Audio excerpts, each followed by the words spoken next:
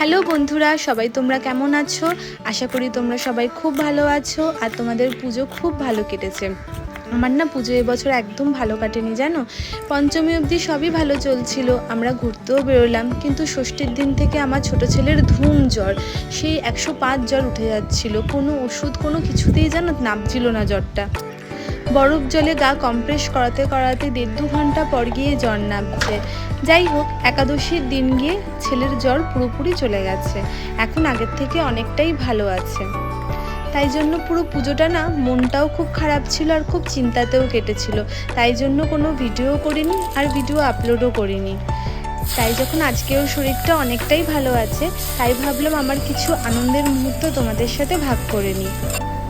আজকে শুক্রবার, বিকেল এখন 6টা বাজে, বাইরে প্রচণ্ড জোরে বৃষ্টি পড়ছে, তাই ভাবলাম কিছু স্ন্যাক্স বানিয়ে নিই। তো ঘরেই আমি একটু আলুর চপ বানাচ্ছি। এই কদিন যা স্ট্রেস গেছে আমাদের সবার ওপর থেকে, সেরকম ভালো মন্দ কিছু আনন্দ করে খাওয়ার মন মানসিকতাই ছিল না। আলুটা আগে সেদ্ধ করে নিয়েছি, পেঁয়াজটা এখানে ভাজা হয়ে গেছে। তো এখানে সব মশলাগুলো দিয়ে দিলাম, মানে জিরার গুঁড়ো, ধনে গুঁড়ো, হলুদ। এবার আলুটা দিয়ে ভালো করে মিশিয়ে নেব। একদম ঘরোয়া পদ্ধতিতে এটা বানাচ্ছি, কোনো এক্সট্রা মশলা দিচ্ছি না, ঘরে যা মশলা আছে তাই দিয়েই বানিয়ে দিচ্ছি।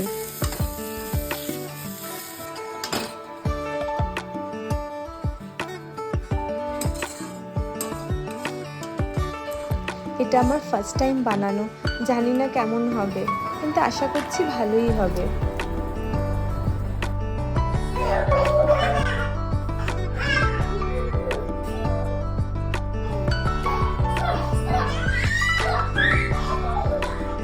একটা না অলরেডি ভাজা হয়ে গেছে জানো, বেশ ভালো হয়েছে, কিন্তু ভয় পাচ্ছিলাম ফার্স্ট টাইম বানাচ্ছি কেমন হবে, কিন্তু বেশ ভালো খেতে হয়েছে।